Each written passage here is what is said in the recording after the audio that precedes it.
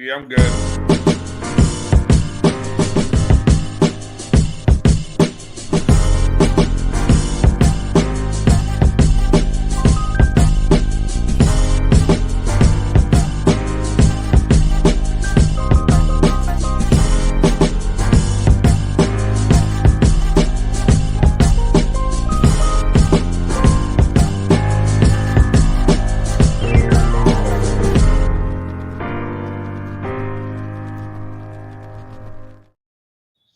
And hello, and we are live, not only from the Dirty South, but from all over a little bit here on this Sunday night on the eve of the National Week going on. Uh, like to everybody, welcome all y'all to the channel. Some has been here before, almost all except for Mike Fabien. Welcome.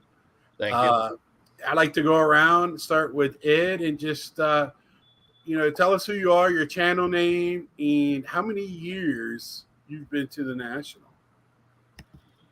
What up, YouTube? Ed Westergriff coming on this live stream.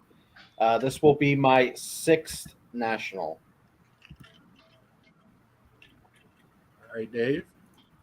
Yeah, so Dave's midlife card crisis, and I've been to 6. This will be my 7th.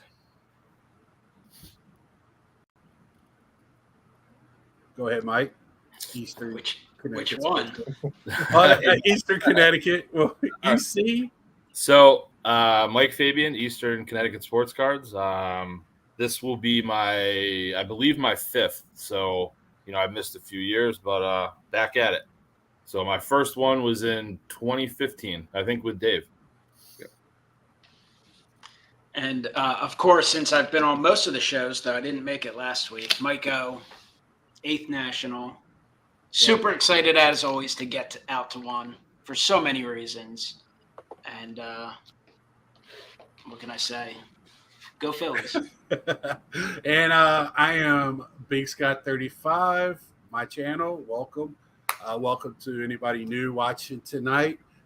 This will be my 7th National myself. So we got about 30 years of experience here. So if anybody has any questions, we'll pass them along to somebody that knows. I mean, we'll try to answer them. So we're staying together. That's why I kind of did if anybody was wondering why my thumbnail said Real World, the National, I was just kind of playing on that a little bit with the comfy shoes. And I tried to quote Dave and messed it up. With drinking beers and cracking wax, but I put breaking packs. I can't afford wax. I could just get a pack at a time. But what I do now here, I talked to Mike because this is the first time we've talked. Fabien. Yeah. We talked a little bit before the show. What I like to go around and is what else do you hobby collect or spend your time on or money outside of sports cards? We'll start with MikeO this time. Throwing the curveball. I wasn't even paying attention. I don't even know. What else? What else do you hobby or anything else? I mean, I'm solely focused on the National right now, so that's what I'm. That's what I'm doing. Now, summertime is all about baseball and watching the games that a lot of people don't watch. Hashtag watch the games. And staying incredibly busy for me. That's what I do all the time. I know one other thing you do hobby, and that's the figures you got way back on the wall behind you. I haven't picked any. It's actually, I was thinking about that the other day. It's actually a shame they don't really produce that many of the sports figurines anymore. Right. I feel like that's a little hole in the hobby to a degree. I know there are some things like the pop figures and that stuff, and they do some sport lines, but McFarlane did a great job back in the day. Behind me, way back in the distance, is a bunch of football, but I actually have some baseball as well. The baseball are a little more hit and miss. The football were a little better quality, I think, overall, at least the likenesses. Granted, it's easier with a helmet and such. Right. But that's fun for sure. There's just not much out there right now. I do have some other stuff. I got some old I have most of my childhood Ghostbusters collection, and I'll pick up some of that type of stuff. Okay. From time to time, but so focused on the cards and the sports stuff right now on different levels that it's hard to keep up with that. There's only so many hours in a day, unfortunately. Right. I just like to ask because just find out a little few other things, people. I've never heard you talk about the Ghostbusters, so I know other people in this group I've heard talk about it. Eastern Connecticut, Mike. I talked a little bit with you before because on Instagram you share some other stuff. But if you don't mind sharing with the class. Yeah. So in addition to the sports cards and everything, I was saying earlier, got back into like collecting like wrestling figures and just like watching wrestling as a whole. I would say probably 3 years ago when the COVID happened or whatnot. And so that went down a whole nother rabbit hole for me of like, the figure buying. And then it's like, okay, I also like DC comics and everything. So then buying figures of that. And so I would say aside from cards, that's my main thing. I mean, you can see behind me right here, I got them just everywhere. I got them filled in these cases over here. Yeah, McFarlane's putting out the DC stuff instead of putting any baseball and football figures out. Yeah, I know. So they do a good job. Are there any like toy shows and stuff in your area? There are here and there. Like I don't look into it that often. Just you can get a lot of the stuff that I buy just like right online. Like Ringside Collectibles is they always do like pre-orders and stuff like that. Right. But the kind of thing that really pulled me back in is I used to collect the Hasbro figures from WWF back in the day, and so now they're all like there's a lot of companies like making these retro style figures again, and it's awesome to have. And there's like a bunch of different varieties, so you don't have to always just like pick one company. They're making all like different sorts of figures, and yeah, I don't know. It's just something that like that's spiraled for me, and so I do that with the cards, and yeah, it's expensive, but like for me to go look at other things, I do Star Wars, Batman. Yeah. For me, it just kind of I won't say bored. I get like during COVID, I was upset because of prices and stuff. Yeah, I could turn to something else. I do a little bit of comic books as well. But it just kind of breaks up the monotony sometimes. Just something else to look at. Well, I think that's what it is for me. Just like I and I like going into the store and seeing if I can find something cool because it's not a lot of times you're not finding a ton. So when you really do find something, you're like, oh, this is great. I found this today. So I don't know. That's what I get a kick out of it, and it's fun. So I enjoy it. Dave, how about you? No, I don't really have any other hobbies besides cards. I play some fantasy football and I got kids soccer to pay for and other stuff. So it's kind of kid sports is what you're into. Yeah. I mean, so like Mike, I watch wrestling. Yeah. And then but I don't really collect anything other than just the sports cards right now. So I did almost get into like some Hot Toys and like some like statues of like the Marvel and character stuff like that, but and then you saw the $300 price tags. Yeah, dude, those are so much money. Well, so like I almost made a decision like I didn't want to get out of sports cards, but sometimes I'm thinking in my mind, I'm like, there's no end to what I need to get. Like, I want to collect all the rookie cards. There's always a new batch of rookie cards that comes in. I want to get, and there's new autographs and players need to get. Great. So like, and I like when I do like my autographs, I just need like one of each player. I don't need 2 or 3 or 4, even though I have some. It's more like just one of each player, maybe one in each different uniform. Yeah. But like when it comes to like some of the Hot Toys and stuff, I'm like, well, I just need one of the characters. I don't need every one of their things. I just need one. I'm going to run out of people. So that was kind of my thought process of like, maybe I should switch hobbies, but I couldn't do it. Yeah, I mean, kind of the cool thing about the at least for me with the toy lines, like, they'll have a series that comes out. Let's say it's WWE, and I don't necessarily want to get everyone in that line, so you can just pick and choose, which is it's a lot different. I feel like in terms of different than collecting cards because you're like, oh, I'm gonna PC this person. It's like you said, like, what's the end here, right? It just goes on and on and on. But I don't know. I like being able to just pick and choose what I collect. You can always be like, I don't really like this like wrestler anymore. I'm gonna get out of this line or whatever. It's just different, but it's cool though. No matter what you're involved in, collecting or whatever, or a hobby or whatever, like there's always going to be more. Always.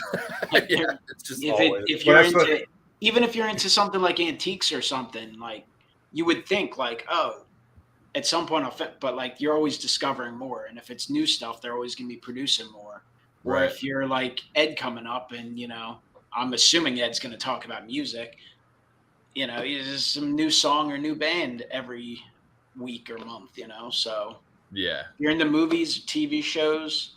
I mean, hell, if you like Batman, like Big Scott, they're going to come out with a new movie every 2 years. Yep. It's true. That's why I stick with 1966 Batman and the original when I find a little bit original TV show from the 50s. Ed, you have several other hobbies. Want to talk about those? As Mike said, music, really big into that, collecting records, going to concerts, going to a lot of concerts, honestly. So you collect vinyl? Are you a vinyl collector? Yeah, vinyl records. I've showed it off a couple times on the channel. I don't really have I don't have like a huge record collection compared to my card collection, but it's something like I pick up records usually if I go to shows and the band's selling at their merch stall, if they're selling any records or like tour press-ins or like a tour variant, like I'll pick up stuff like that and usually just collect. And those have accumulated over the year. What's that? Did The Cure have something like that at their show? The Cure didn't have any vinyls that they were selling. They did have. I did buy a tour poster though, and I did buy a tour shirt. That's kind of another thing I tend to collect now is tour posters. Like I've accumulated actually a lot of tour posters from the various shows I've been to over the years. So displaying those is actually more difficult than you would think because there's so limited wall space. And a lot of these posters, I like to get them framed already. So I'll have about 15 to 20 frames just sitting there. But eventually I do want to get them up and, display some of these posters. But that's all under the umbrella of music though, like the tour posters, the records, the concerts. I like collected, all my ticket stubs from all the shows I go to, which annoys me now because everything is digital. So like Live Nation, Ticketmaster, they always give you like the digital ticket, which sucks because I want the physical ticket. And there's very few venues now that will give you a physical ticket. It's usually like the smaller clubs or the independent clubs that'll give you like the tickets that you can get at the box office. Right. But even now, like those are kind of getting phased out. It's really moving all towards digital. So the way I have to go around that is when they give you an email, it'll have like the act that you're seeing, the day and the time and what you paid. You have to print that out and cut it up and put it in the ticket stub book. But I wish we didn't get away from doing ticket stubs. But again, under the umbrella of music, that's other stuff I like to collect. Other than that, I used to have a really big Japanese anime DVD and Blu-ray collection. I've scaled that down a lot over the years since a lot of things have gone digital and streaming now. Stuff that like I bought over the years that maybe like thin out the collection of series that weren't as good. But that's still pretty sizable to what I have. And that's really like I'm into a lot of different things, a lot of different hobbies, coins, pop culture stuff. I do the non-sports cards. I'm not strictly sports cards. Star Wars, Game of Thrones. Game of Thrones is probably the biggest one with the passion project that I was doing years ago and putting those sets together. But I just try to do a lot of different things just to keep things fresh, so you don't get like fatigue, Right. or you don't get burned out doing one specific thing. But I would say cards, out of all of them, though, are the big head honcho. And MikeO needs to get better Wi-Fi.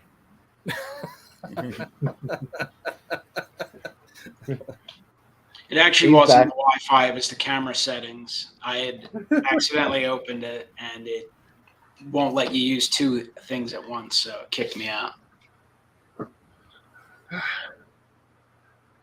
Yeah, and the non-sports stuff, I think that's going to be fun. Like, me and you hit up some of that last year. It'd be fun to do that again this year. I'm looking for the Carrie Fisher. We'll talk more about that later. Just kind of picking your brain again. Always fun talking about that. And that's kind of just wanted to get, icebreaker, get everybody talking a little bit. Now this year at the show, I think what they're saying is it 25% bigger, 30% bigger show than years past, something like that. I've shown a map. Is that going to change anybody's way of doing things? Like, are you is that changing your mindset at all on how you're going to attack the national this year? I mean, for me, like, just because I haven't been in a while, I feel like, and I say this now too, right? 2 days before or 3 days before, I'm just gonna try to go a little bit slower than I have in years past. I feel like I rush when I get in there. It's like boom, boom, boom, boom. Have to see it, but you know what? We're there for a few days. Like, I'm just gonna try to pump the brakes a little bit, So I don't know. That's how I'm gonna approach it. I'm not sure. Anybody else? I know what No, Mike's plan is. I definitely echo what Mike is saying. I'm going to be very methodical, slow going through, definitely getting a good look at each showcase. I'm going to try to go through value boxes. That all is dependent, in my opinion, on how busy it's going to be people-wise and how many people are in the vicinity that I'm in. So if I go up to like a dealer and he has a bunch of value boxes in there, there's just like 2 rows of people waiting to go through, I'll probably skip that. But if I go to a table and for whatever reason there's not a lot of people there and there's some value boxes, I'll definitely take some time to go through those boxes. But I'm going to go slow. I'm going to pay. I do have my budget in mind, but I'm paying for cards for what's going to be fair prices. I absolutely refuse to pay the inflated prices. I'm not, like I was telling someone earlier, it's 2023. I'm not paying 2021 prices. Yeah, and these people, honestly, that are still doing that, they should just like get back to reality here. Like, the market has dipped. We're not in 2020 and 2021 anymore. Like, back to reality. So I mean, can I piggyback off of what Ed just said? Like, I personally love going through those types of like value boxes and stuff, but I think what he's saying, like, that'll probably be the same thing. Like, I'm not going to sit there though and wait and wait and wait. Like, if it's busy, I'm just going to keep moving, but I'm going to like really try to like you said, go through, see what everybody has. And I'm actually going to bring a notebook this year, which I've never done. I'm just like, like make notes, be like, this was at this showcase and this booth, and this is what I want to go back to and see if it's, this particular thing is still there, and we'll see.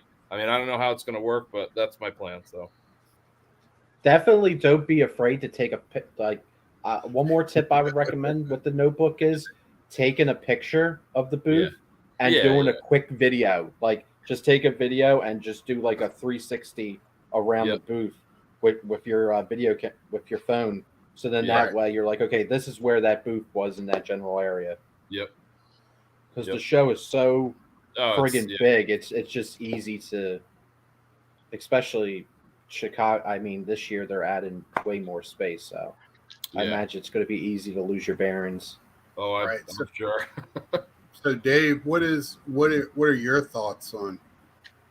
You're usually slow going in the years past. I've noticed kind of on purchasing. Is that going to be your kind of same mode, or? Well, yeah, I guess it depends on what I see and what I find. I mean, so I don't, a lot of the tables aren't going to have the stuff I want. I'm not looking for any new rookie autographs. I'm not looking for PSA slabs. I'm looking for 5-star autographs, tier 1 autographs, retired players.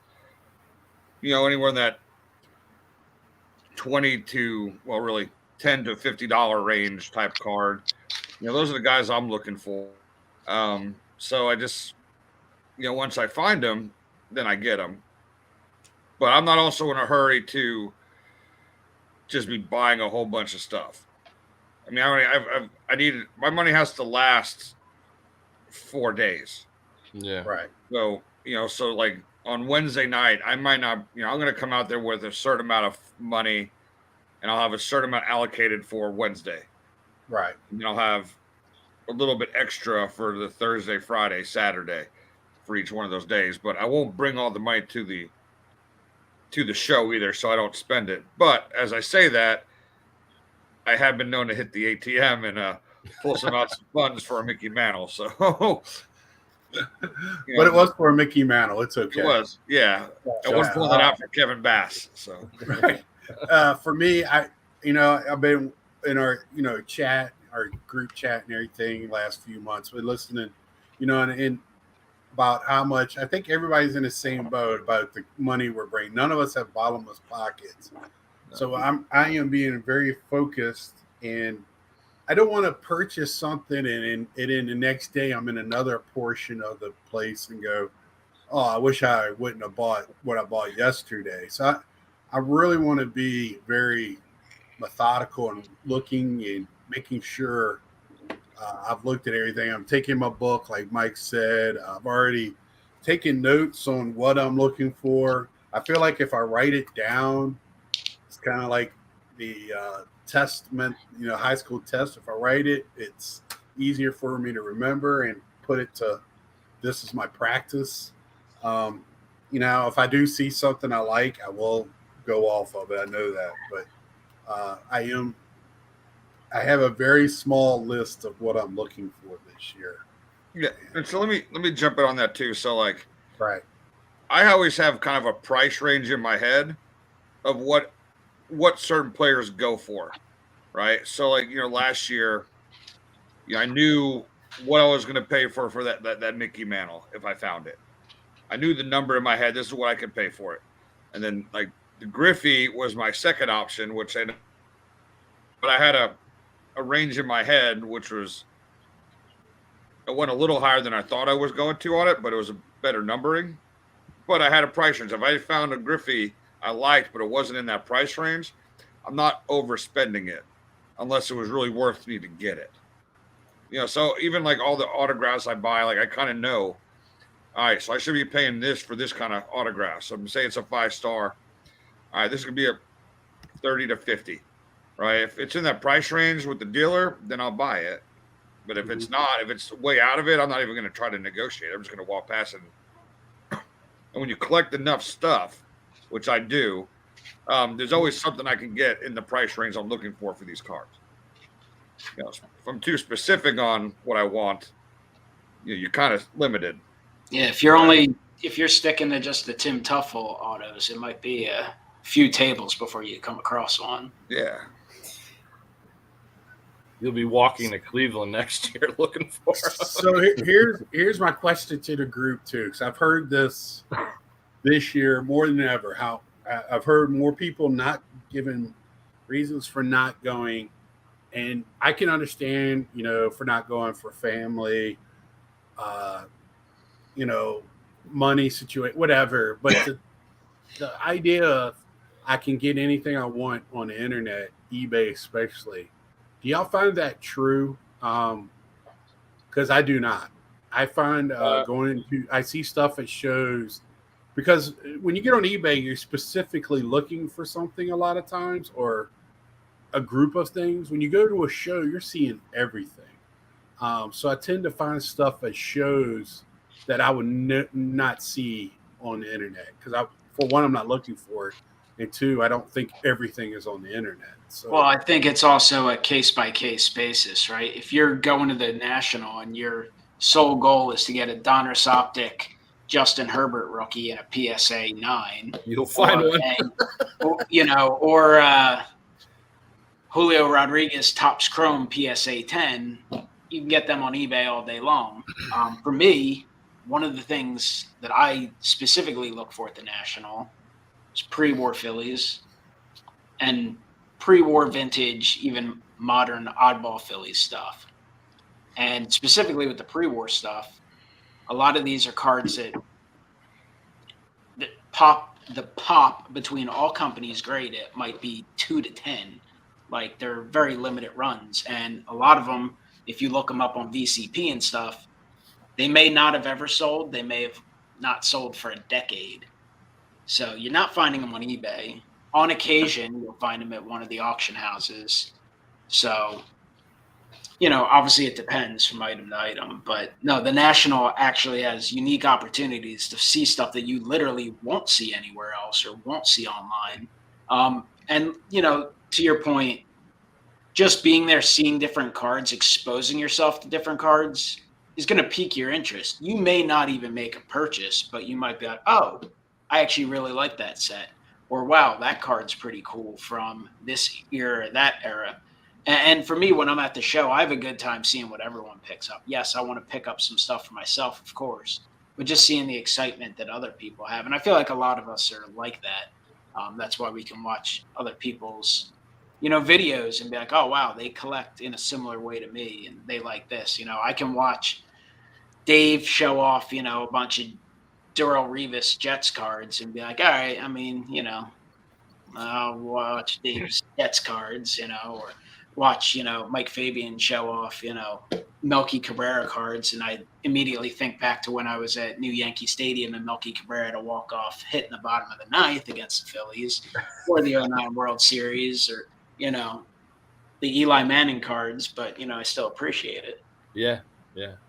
Or watching Big Scott 35. Somehow I'm watching this guy's channel all the time, and it's like, Pete Alonso here and there and everywhere. Yeah, but I'm getting them out of your stack, so that's why. So something I've found, like we're talking about, like cards you don't ever see, whatever. Like I've found a lot of with like some relic sets, like cards I've never seen before. I mean, I didn't get back in the hobby to 2013, so there's stuff from the 2000s that I've never seen. So I'll be digging through some of these boxes and find like one or two of these certain relics, and I'm like, oh, this is a nice looking set. And then I'll come back and go on eBay. I'll look for some more of them once I get home. Yeah. Well, there are, to your point with finding some of those sets and even like 90s, there is, from a lot of people who are selling cards, they just have that perspective of like, oh, this is from the 90s. This is junk. Or, early 2000s. Or they might think, oh, these are $5, $10 cards. They're not worth my time listing. I'm, focused on the $200 cards. So not everything's available on eBay, the internet in general. Like a lot of stuff just gets automatically tossed in value boxes. And that's why if you're like Ed and you're hunting through the dollar boxes, you're going to find some good stuff.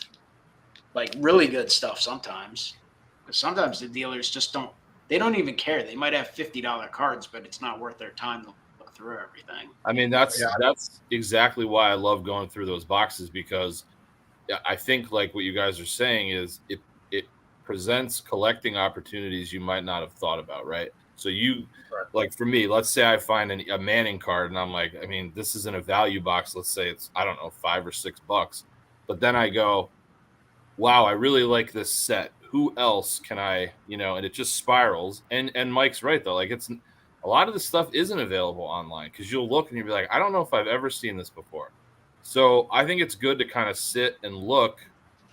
And like he said, I mean, a lot of those years, these guys, they don't even care. They're just like moving on, the newest, the latest and greatest. But for us, that's great. We can find fit into our collection. And I don't know. I think sitting there and going through boxes is one of the best things like to do there. It's my favorite. Snoop's checking in. I think he's at Chicago now, so having fun with Aaron and the wives. Yeah, I think too is the dealers put stuff in those boxes and they just forget it's there. They just add more stuff to it. Yep. Player turns a corner, starts being hot. Or, if you're a player collector like me or a team collector, man, those boxes are just hot for that. Oh, they're unbelievable. Yeah. Like, I mean, I'm on this kick right now with low numbered parallels, even just from like regular tops. And that's the stuff that I want to like look for. Like Yankee stuff, like means nothing to somebody, but to me, I'm like, I want that. Like, that's what I want, man, And right now I'm like, I'm constantly going back to 2009 because that's the last time they've done anything substantial. I want to kind of build around 2009. I'm like, that would be really cool to have some low numbered parallels and maybe get them graded depending on condition, but just so I can like certain memories in time of sport, like of, when you're watching your team. So right. I don't know. I really like those value boxes. I hope there's a lot, but we'll see, I guess. Well, another reason I like going there is because like what I have back here, I found that at the National last year. They have pictures, stuff you're looking for cards online. You're not looking for prints or things like that. And you'll see all kinds of stuff at the show. And I try to emphasize when I hear that, it makes me cringe. Not cringe but I think it's the wrong thing to say is, oh, I can find it all on eBay. I don't think you have, and I don't think you've been to a big card show like this, or a card show that has this. Even if you go to a local one, I find stuff at a small card show that I will not find online. I can show you stuff I picked up, and that's just it.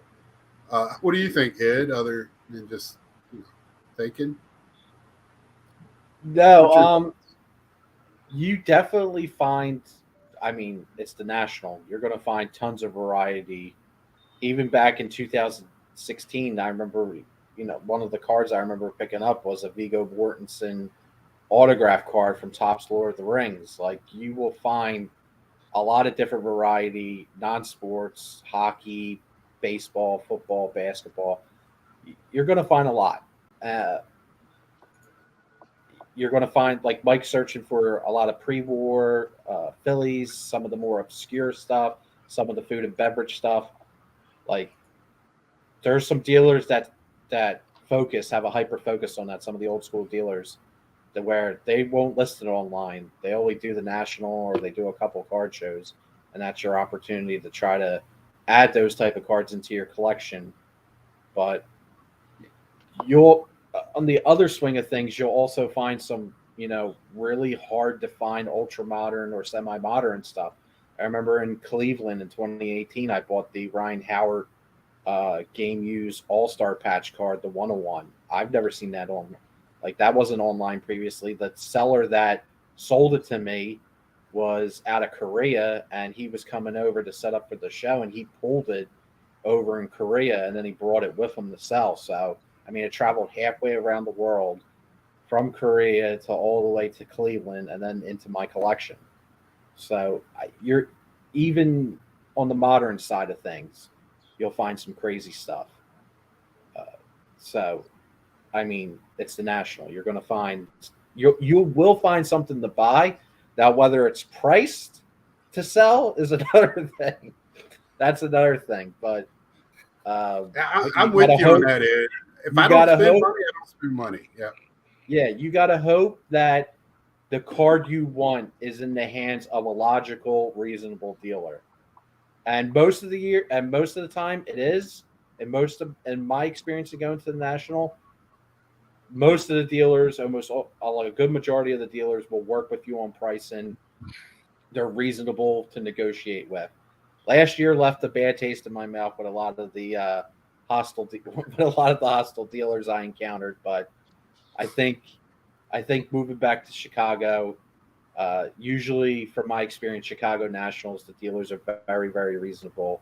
So I think if you find the card you want, you'll be able to get a price that both buyer and seller will be satisfied with. Yeah, the just what I was told last year too at the Atlantic City one was a lot of the dealers that usually set up every year didn't want to go to Atlantic City and sold or rented their space to keep their space so they wouldn't have to go to another dealer. So I heard there was a lot of new dealers at the show last year. So maybe hopefully back in Chicago, it'll be a different type of run.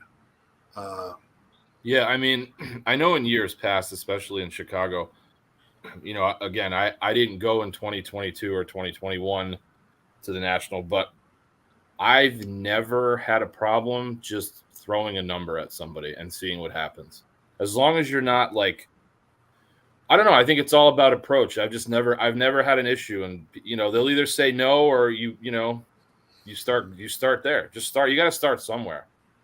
So you can't be afraid to throw a number at somebody. Yeah, and when you do that, don't be a wise guy when you're doing it. Right. Yeah, there's a way to do it. But I also think too, with that being said, you got to be able to be like, okay, this guy's just not going to be reasonable, and just walk away. Like, it's fine. I'm just not on the same page, That guy's not on your buddy list. You're not going to have to talk to him again. So yeah, I mean, like I said, I know there was a little bit of a difference in the past couple of years, but I never had an issue in years past. So I think also a big thing is to just look at what their showcase is, look to see how they have priced things.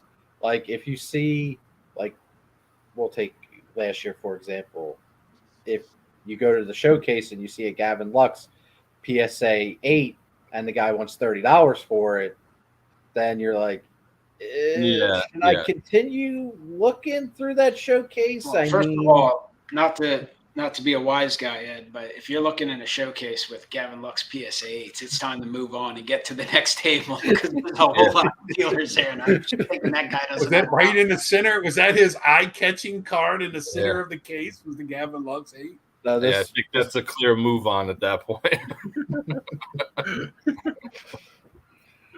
This was near the Whatnot booth. Honestly, it was near the industry space on the outskirts. If you go near the Whatnot booth, make sure you have headphones to or earmuffs or something. God, no, I'm good. I still, I mean, I don't understand why they even have a breakers there because you cannot, from the way it looks to me, you can't buy into break. You still have to go online to buy into the breaks. I was going to say most of the people buying into the breaks are people sitting at home kind of going, damn. Right. I have not understood that since the first time I ever went. Because the first time I went, I was doing breaks because you could get into them. And I was getting into breaks where I got all my cards. So a couple of them I recognized, but you had to go online to get in the break. So that defeated the purpose. Well, I don't know, like the breakers, I guess it's worth them going for exposure, but like I feel like they're just spending a lot of money to set up there, and it seems like a hell of a lot more work to break all that shit there, sort it, and find a way to get it back to where they're from and get that stuff packed and shipped out, or shipping it from there has got to be a pain. So seems like they probably have some kind of deal with the National on the shipping part, and I'm assuming. And I agree with Mike. It's probably just for people that don't know who they are. They're just walking through the National and see these breakers, and they, talk to them a little bit, and maybe they can get into some new clientele through the National. I feel like the break-in has expanded every year, though. It's gotten bigger and bigger and bigger. The more space that has been corded off. I'm no matter what, no matter how many times I've gone to a National, every time I walk in, I feel that little bit of, just feeling overwhelmed to a degree for whatever reason, and not even necessarily in a bad way, but you're just like, whoa, it's so big. And then this year being even bigger, it's going to be like, I don't know. Yeah, it's not a bad feeling at all. It's just, yeah, it's a feeling. So I have this feeling, like, I know this is probably going to sound lame, but like, I haven't seen a lot of you guys in a number of years, and this is just a small group of you. There's a lot of other people too that I know that I haven't seen. So I have that of, I want to get to see everybody again and like, reconnect. And then it's like, oh yeah, and there's a huge card show going on at the same time. So right now I'm feeling like, oh my God, like I'm stressed out. Well, when you're at the show, it is important because you do want to see everyone and hang out. And that's one of the big reasons to go, is to meet new people and reconnect with, friends and, continue to build on those relationships. But you do need to find a way to take time to accomplish what you want to accomplish, whether you're looking to buy stuff or sell stuff or whatever. Like, it's a big show. You can absolutely just go there with blinders on and not pay attention to anyone for every day of the show, and you still won't, be able to do everything that maybe you would love to do in a perfect world, because there's just so much. I mean, for every awesome value box you get to go through, there are going to be literally thousands more that you don't even see. Same thing with showcases and stuff. Oh, yeah. So. Yeah. Well, so I even like having with knowing how many people we know there. Like, I actually like getting distracted sometimes during the show a lot, because especially if I just bought something a little bigger than I want to usually spend. I don't want to spend any more money right now because I'm scared I'm going to keep spending it. So I'll just go look for some friends to walk around with. Go get a beer and call it a day. Go get lunch. That's what he calls me. Hey, Scott, you ready to go get lunch? I mean, seriously, that's how sometimes it was. It was like you spend a bunch of money on a certain amount, a certain card, and then you're like, all right, I need a drink after that. That was intense. What is it? I guess it was AC. Maybe I think it was AC. And then I walked in one day and I spent $150 and we weren't in the show for 10 minutes. And I'm like, shit. I only had 300 to go with that day. So I was like, I need to go find something else to do.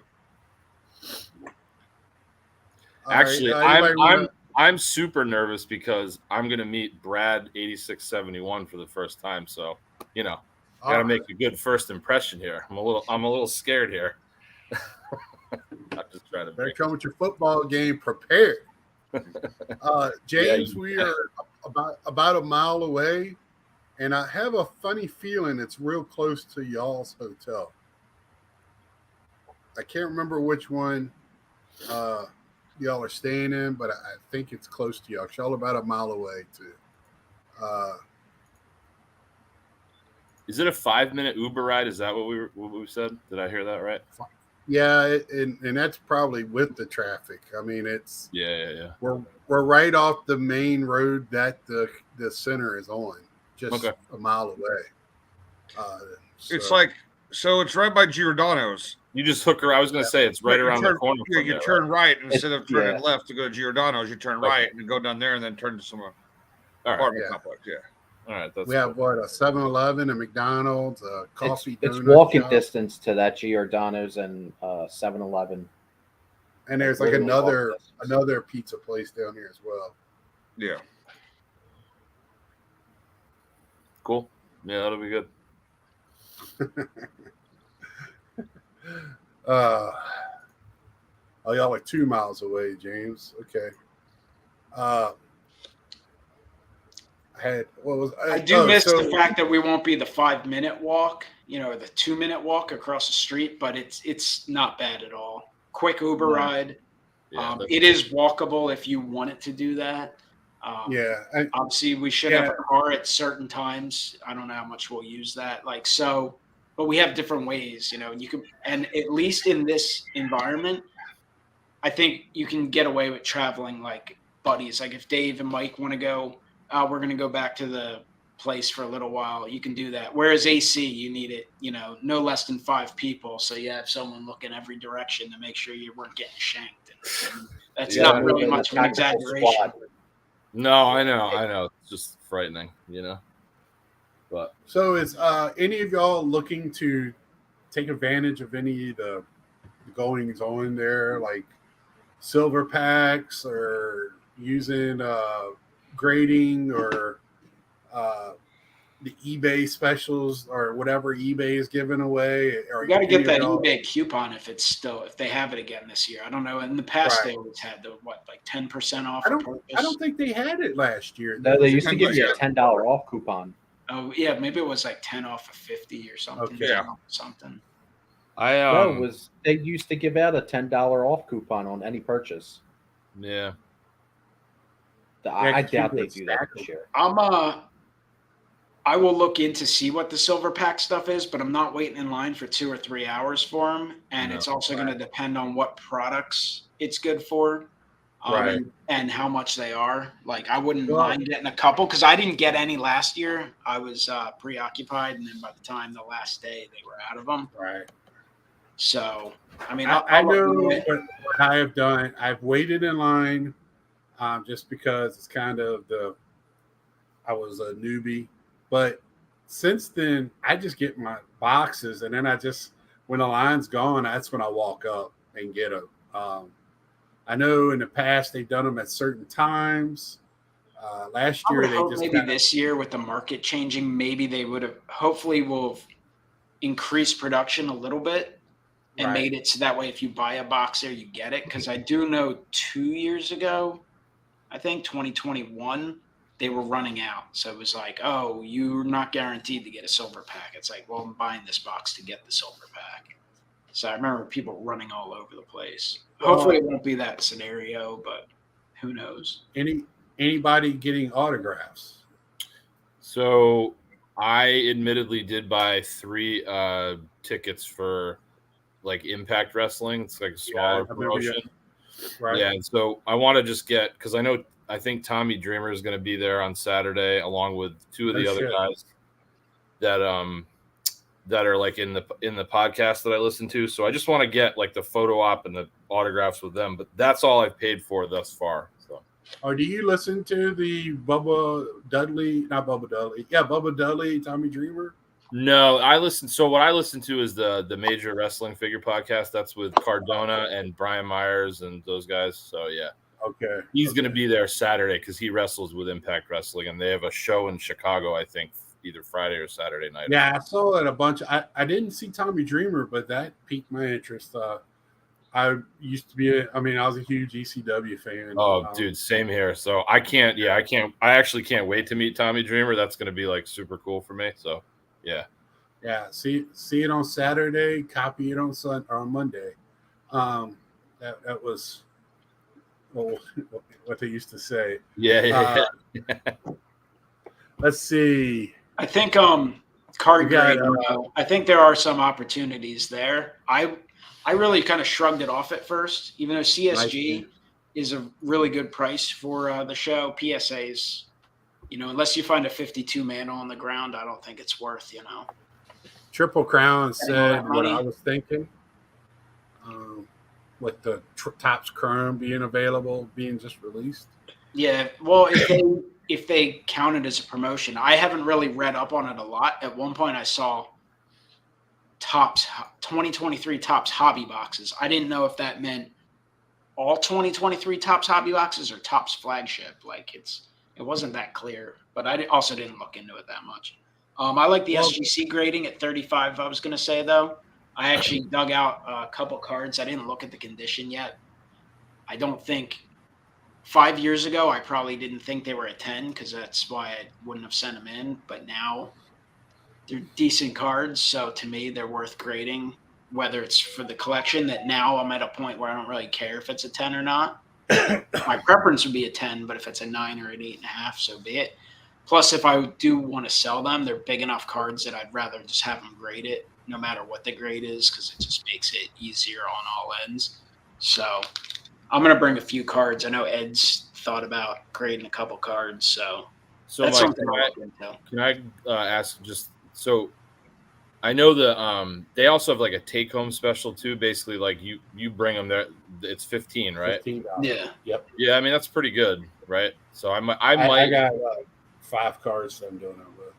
yeah, I might bring a couple. I don't know how many I'm going to bring, but I think I'll just I'll see. But it's also a good enough deal that like if you buy stuff Wednesday, Thursday, and then you look at it and you're like, Oh, yeah. I wouldn't mind, you Yeah. could, because some stuff like you might pick up, I don't know, just some random, Yankees card that's pretty special to you. That's not super valuable, but you're like, this looks good enough to grade. Like I'm fine if it's a 8.5 or 9 or 9.5. Yeah. I mean, half Now the time I'm usually fine with 8.5s and 9s. I usually don't care. I think it's nice to finally have this opportunity for the first time in a number of years at reasonable cost, at 20 or 35.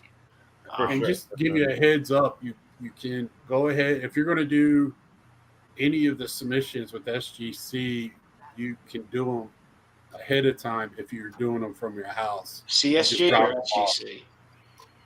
SGC. Yeah, I think you can just start it, bring it, and be like, here you go. Right. Yeah. I did my 5 cards with SGC Saturday night. So and it's the take home special. And then I am doing 20 cards with CGC at the show special.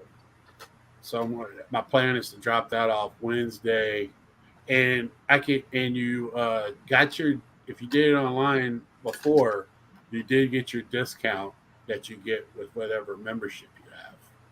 Gotcha. So like $16 a card, I think. So I did do that.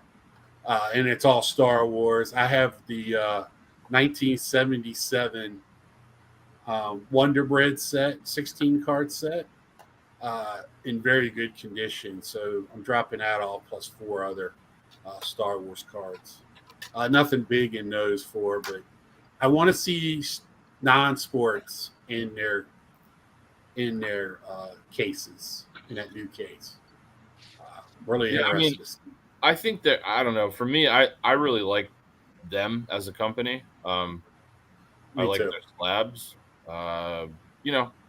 Obviously the resale on them is not the best, but I'm also not really looking to do much of that with them, so I don't really care.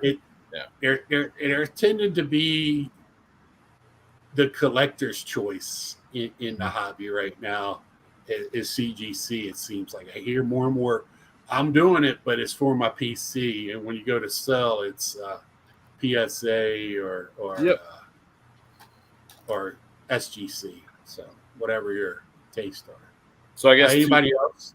No, I was just going to say something about the SGC. So I guess you could print out an order, bring it there, and then I guess just do another one there too, right, Mike? Like you could just I pulled 5 cards this week. I'll send it in here. Yeah, that's cool. That's pretty cheap, man. $15. Can't beat that.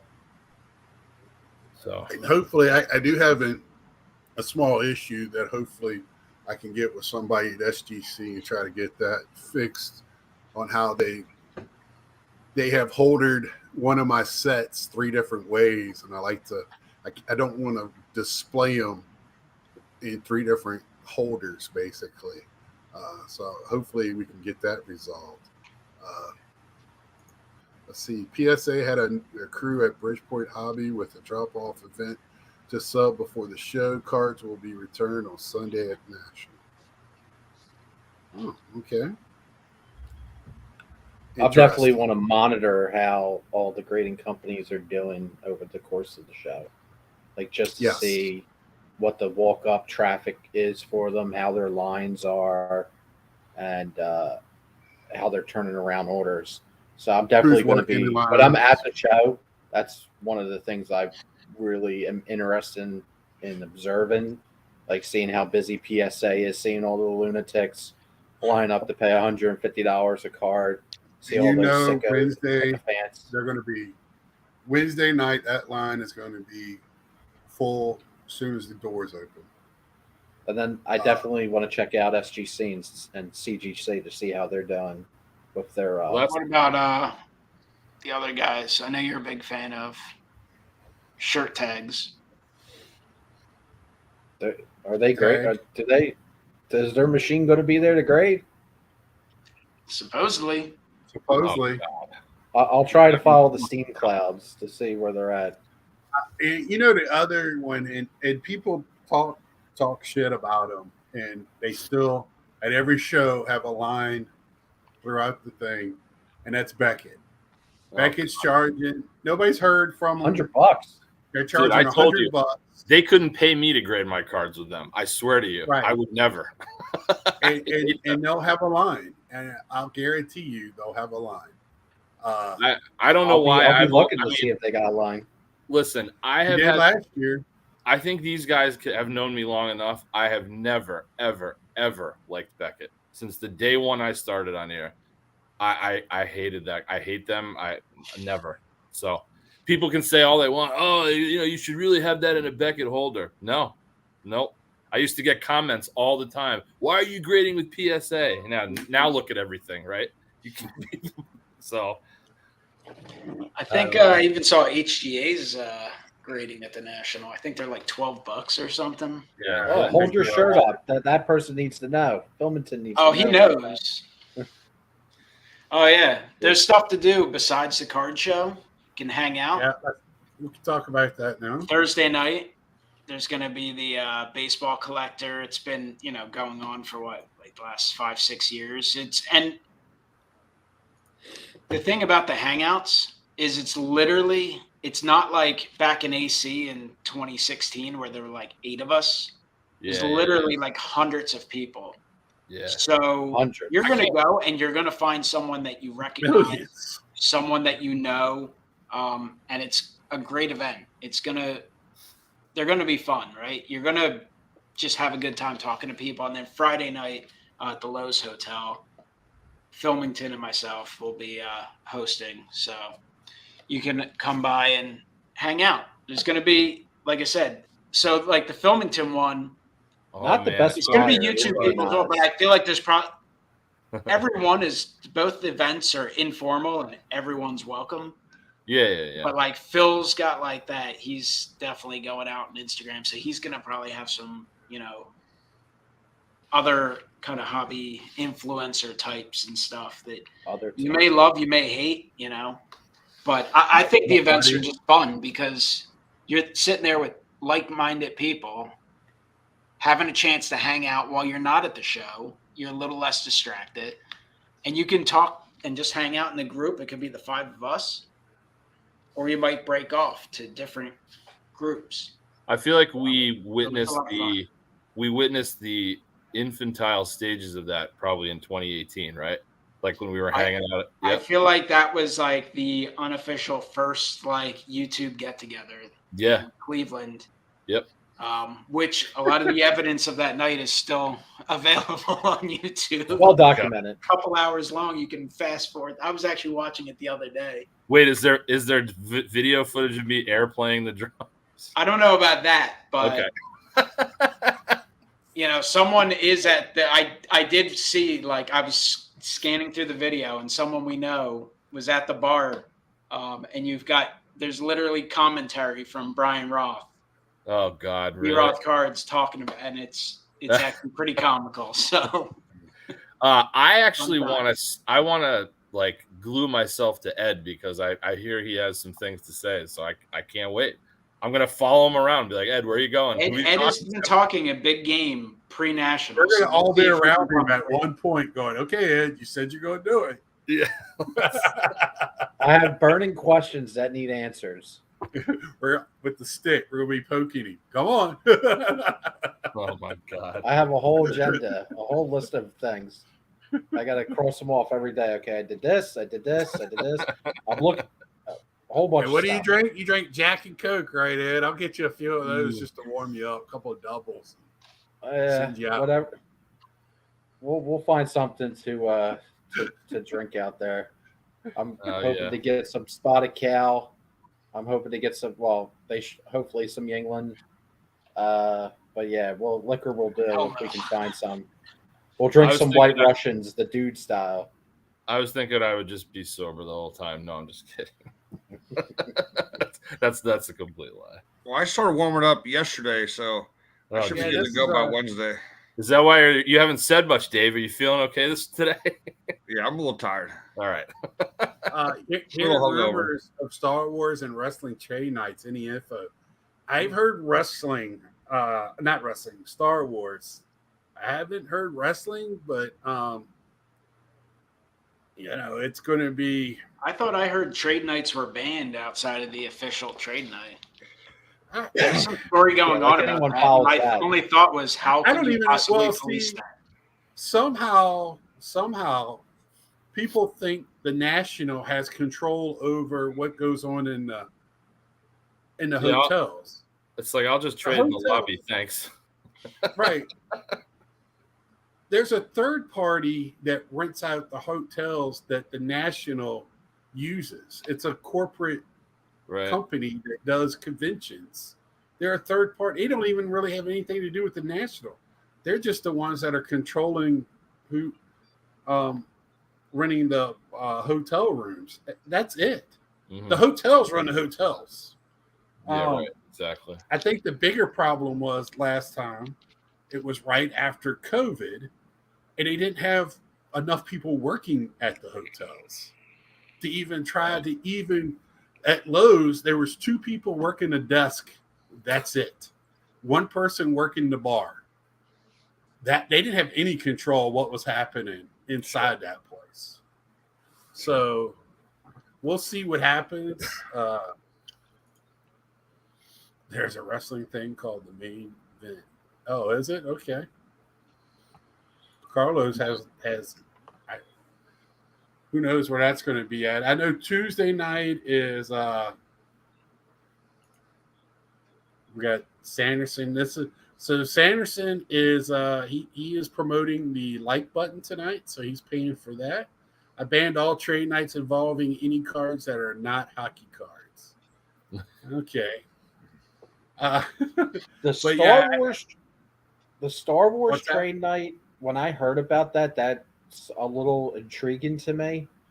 But too. I don't know what the bulk of the people that are going to be there, like how they're going to value their stuff, I should say. Because as you know, Scott, the cases that we saw last year that pertain to Star Wars, those prices were not based in reality on a lot of the stuff. Yeah, and and there's not a lot of it there. So I'm wondering how much people trade Star Wars stuff. Was it going to be 3 people in a room trading cards? I don't know how big it could be. Now wrestling, there's a lot of wrestling there. So I could see that. But to me, it'd be kind of tough to specialize one. I mean, I could see basketball. I could see a non-sports trade night working, but to specify it as Star Wars or something makes it a little more difficult. Yeah, there's just a lot of Star Wars stuff out there, though. I've gone to a bunch of the trade nights. I kind of hate the trade nights anyway, so I feel like I've had enough of them. The official trade night is Tuesday night. I think it's 7, like right after the show, upstairs in the convention center. Now the trade night is officially is part of the National now, where Ryan and the other guy did it as separate. They did it in the ballroom. I forget what hotel it was, but now it's part of the National, 2nd floor.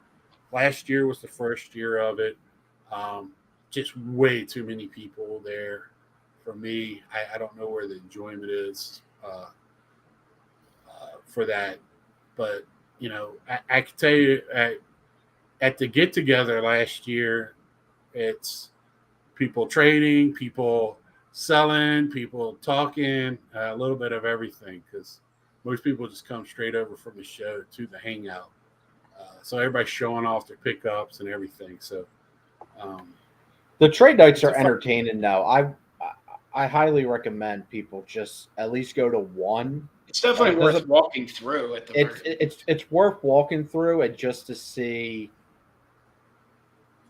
just to see the spectacle of the entire thing, basically. Just for me, I would agree with that. I'm not a big trader. Like I'd rather just sell a couple cards and then use that money to buy cards. I find it very difficult to trade for something that I want.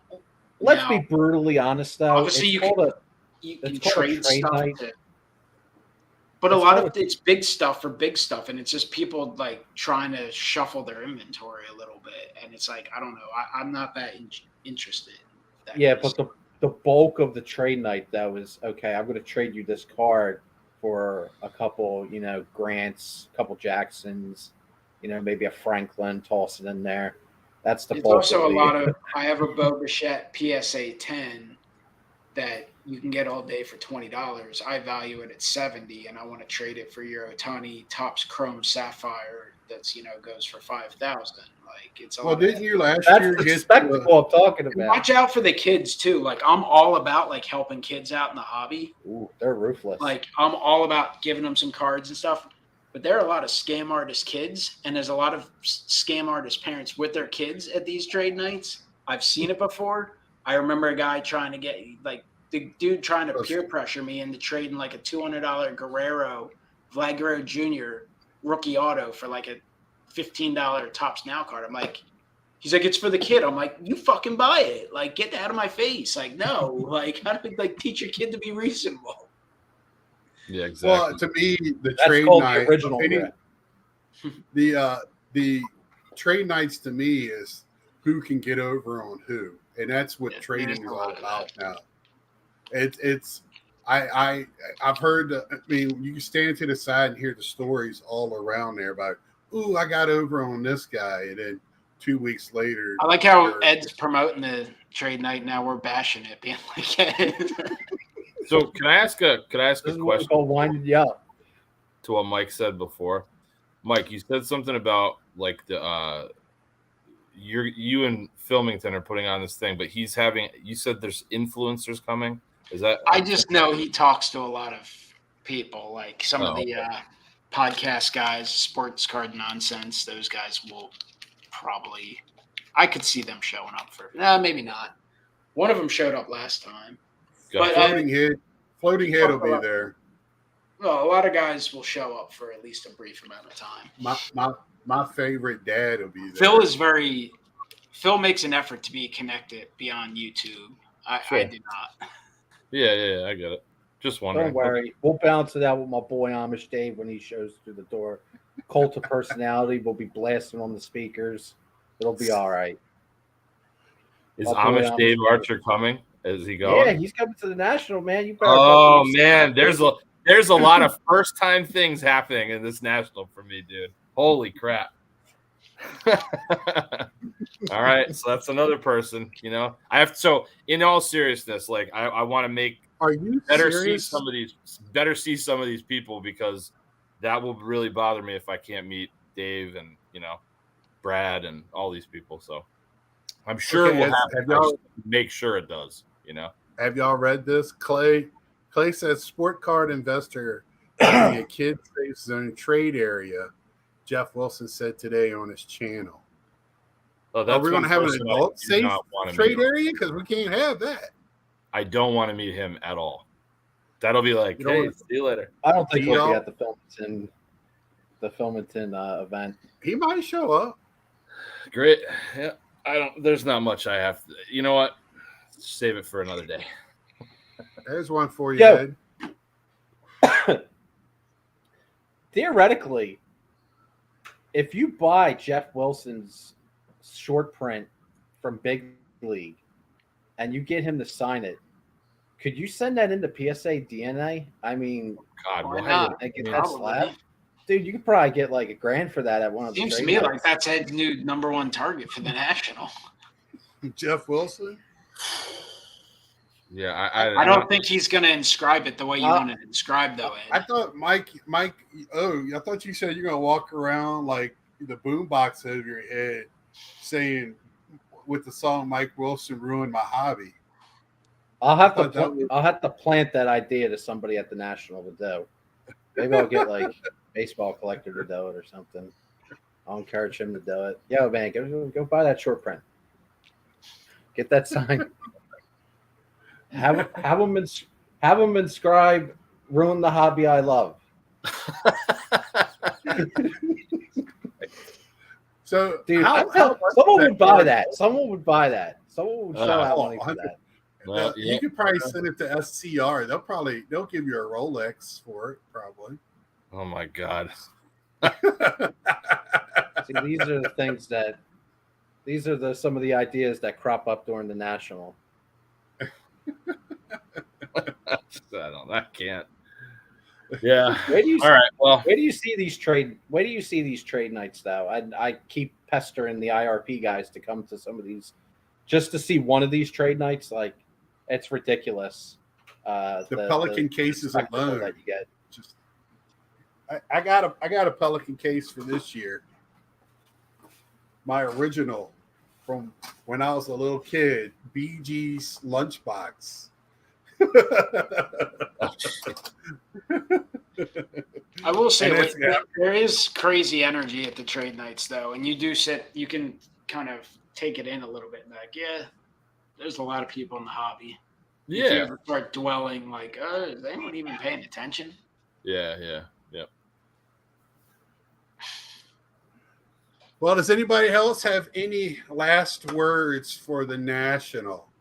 Yeah, Any- if you go to a trade night, very important, do not walk around asking for when their setups are there. Don't ask if these guys have tax codes. It's not a good idea. I thought, Ed, you were going to go around asking for comps and then just walk away. Yeah, bring bail money. I think Amish Dave Archer is right. Somebody better have it. Bring bail money. I don't know. You might get screwed if you get arrested at the national. Your friends might just say, "Sorry, I got to buy ball cards." I don't know. You might get screwed. Yeah, I kind of don't want to hang out in the Rosemont or whatever Chicago jail cell would be. All that. Hey, as always, could be worse. Imagine being in a jail cell in AC. No. 2026. No. 2026. Here we come, baby. Hey, so I have maybe just one little I don't know if are you intending on wrapping up now or? Yeah, as soon as we anytime. No, I didn't want to take up your time. I just wanted to ask. We go all night. So when are we all getting there and stuff? Like, I know Dave and I get in Wednesday at 1 p.m, right? Dave, is that accurate? Yeah. Okay. And what about you guys? Dave's on another level right now. Sorry, I was eBaying real quick. I just lost. You just lost. Well. Oh, damn, that reminds me. Carlos is right on the money with his comment. What did he say? He said a jail cell in AC. Equals a room in AC.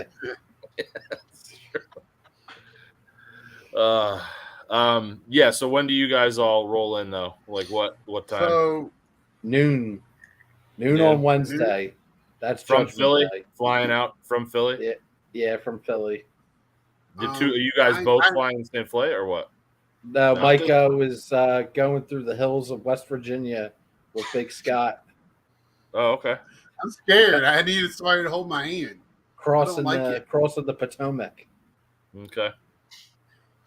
So I'm shooting for 11, 12-ish to be around there.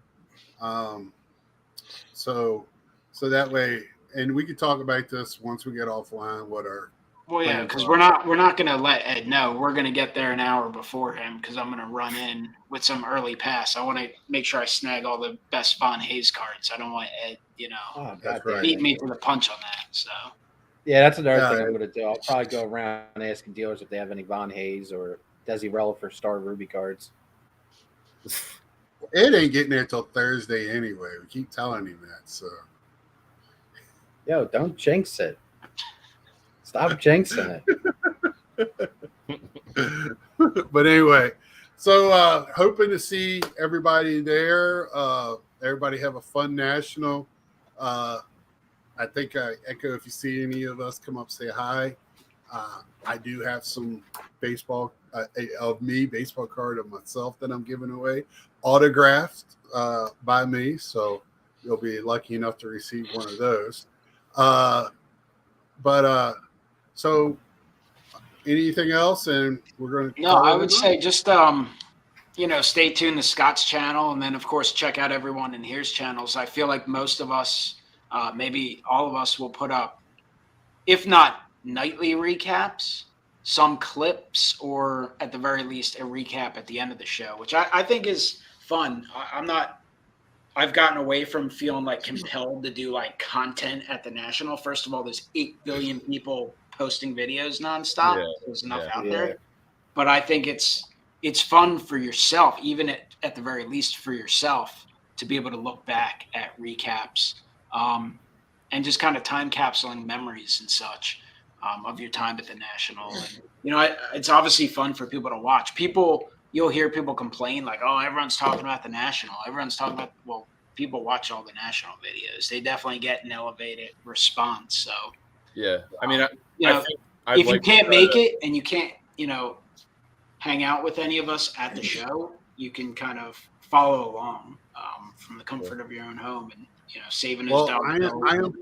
I'm planning on Dave on the live options. a couple of nights. So be looking for that on here. That's my plan of right now. Also, I think I'm going to be on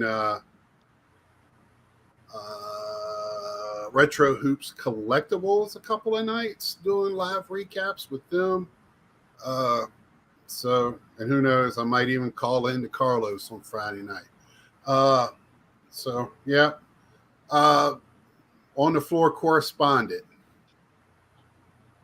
James. So, we'll see y'all there. So until next time, like, share, tell a friend. Please visit everybody's channel that's on here. Everybody has a channel. And we'll see you next time. See ya.